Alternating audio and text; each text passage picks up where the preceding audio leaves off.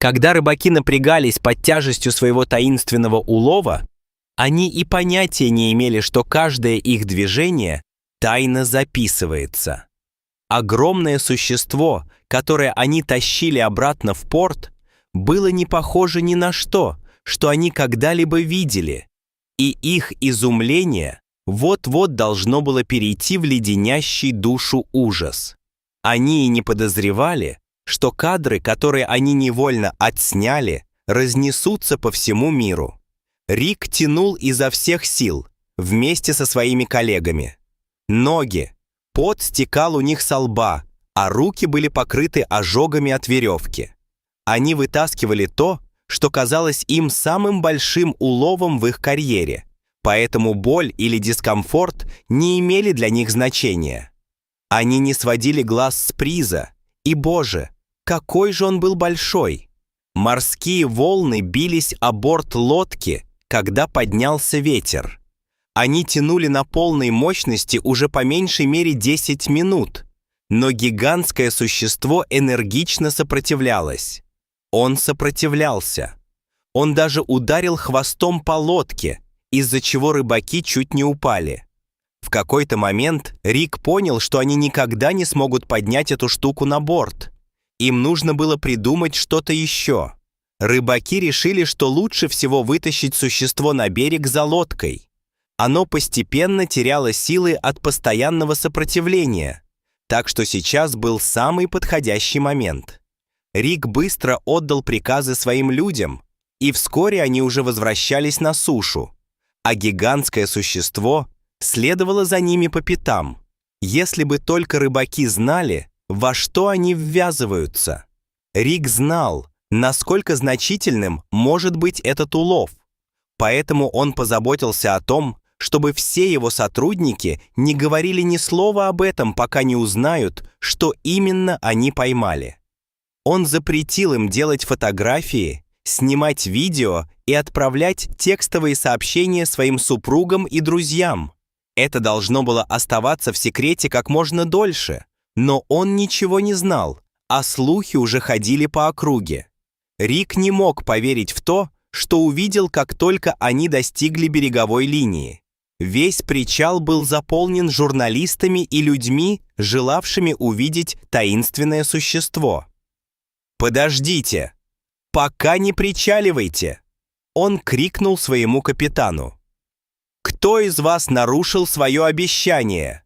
Рик сердито закричал на своих людей, но никто из них, казалось, не знал.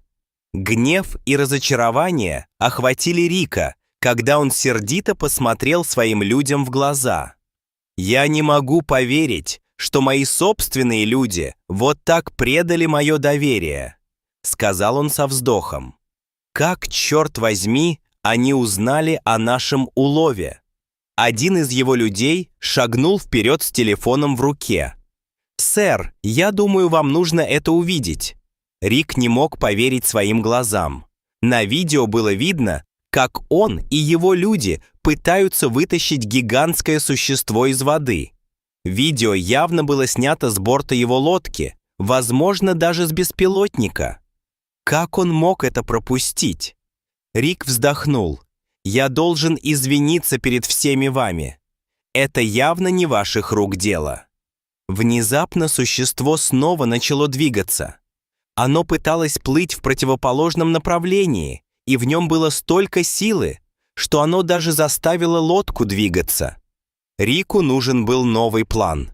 Им пришлось подогнать лодку с краном на крыше, чтобы они могли вытащить существо из воды. Рик ни за что не позволил бы своей лодке причалить. Они были бы окружены прессой. Рик вызвал по рации другую лодку, чтобы ему помогли, и через несколько минут они пытались обмотать тросы вокруг существа. Они сделали все это за лодкой, надеясь оградить существо от еще большего воздействия. Меньше всего они хотели, чтобы в интернете появилось больше видеороликов. К сожалению, эта часть их плана провалилась, и провалилась с треском. Пока они усердно поднимали существо, к причалу подходило все больше и больше людей. И это было не единственное место. Рик видел, как слева и справа от него проплывали маленькие лодки, заполненные людьми. «Сэр, есть несколько видеороликов с этим существом, которые стали вирусными. Мир охвачен безумием. Что нам делать?» – закричал один из его людей. Рик почувствовал, как сильно забилось его сердце. Все оказалось еще хуже, чем он себе представлял.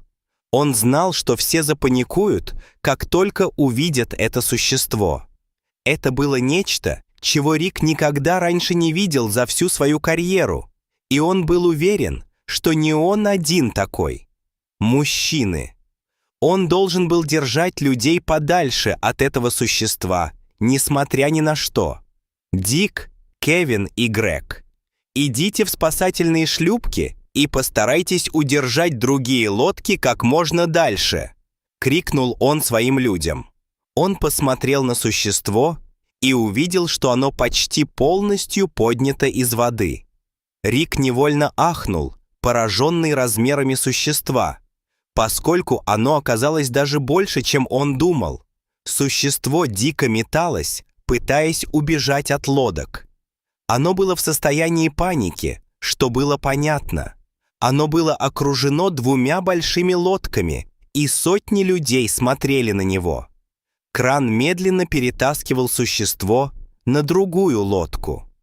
Рик знал, что не может отойти от существа. Ему пришлось перебраться и на другую лодку. Лодки стояли очень близко друг к другу, но просто перепрыгивать с одной на другую было очень опасно. «Рик, не мог бы ты переправить меня на свою лодку?» – спросил он по рации. «Нет, это невозможно», – быстро ответил он. Но Рик не принял «нет» за ответ. Он направился к другому борту лодки, готовый прыгнуть, рискуя жизнью. «Сэр», – сказал один из его людей, зная, что собирается сделать Рик. «Оно того не стоит, сэр». Но было уже слишком поздно. Рик со всех ног бросился через всю лодку и, не раздумывая, прыгнул. Оказавшись в воздухе, Рик слегка запаниковал, но, к счастью для него, ему удалось благополучно перебраться на другую лодку. Когда Рик закрепился на новой лодке, к месту происшествия слетелась толпа представителей СМИ и правительства, и их вопросы, как шквальный огонь, были направлены на усталого рыбака. Среди этого хаоса Рик и его команда, все еще не оправившиеся от недавнего испытания, изо всех сил старались сохранить самообладание, и каждый вопрос усиливал растущее напряжение и неуверенность. Правительственные агенты, суровые и непреклонные, быстро оцепили этот район, образовав барьер между безжалостными СМИ и загадочным существом. Когда они увели публику, завеса секретности окутала причал, усиливая атмосферу таинственности и заставляя рыбаков гадать о судьбе своего рыболовного судна. Теперь же в центре пристального внимания оказался шквал вопросов от правительственных чиновников. Инструменты. Их тщательные расспросы требовали подробной информации о поимке существа. Серьезность ситуации давила на него тяжелым грузом, и каждый ответ казался ему шагом вперед в разворачивающейся непостижимой драме. Группа ученых, оснащенная множеством инструментов и настроенная на срочный лад, быстро взяла ситуацию в свои руки. Они соорудили временную лабораторию вокруг существа, скрывая свою деятельность в тайне, в то время как Рик и его команда могли только наблюдать со стороны. Их роль свелась к простым наблюдателям. Чувствуя себя все более отчужденными, Рик и его команда наблюдали, как власти берут верх, а их участие сводится к простым запоздалым размышлениям.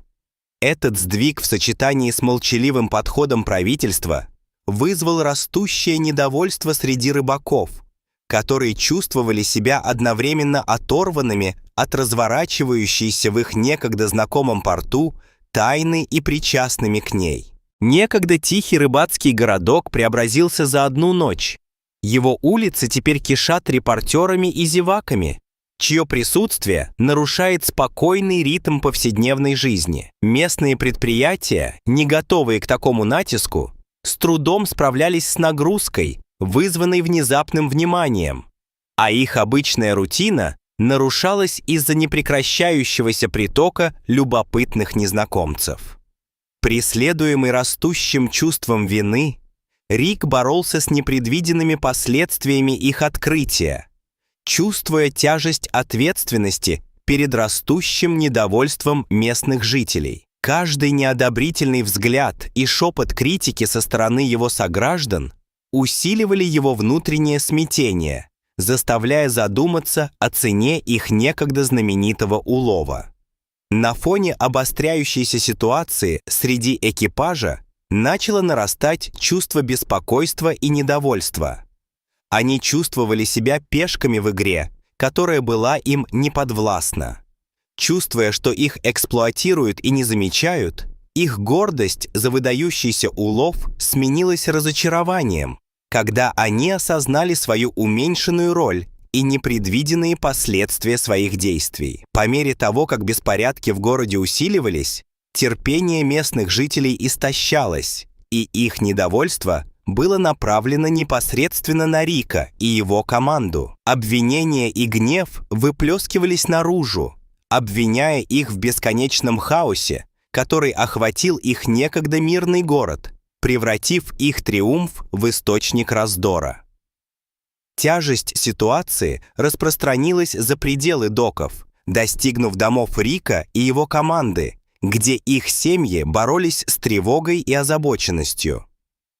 Поскольку это существо оставалось окутанным тайной, на общественность обрушилась волна спекуляций, начиная от правдоподобных научных теорий и заканчивая диковинными историями о заговорах.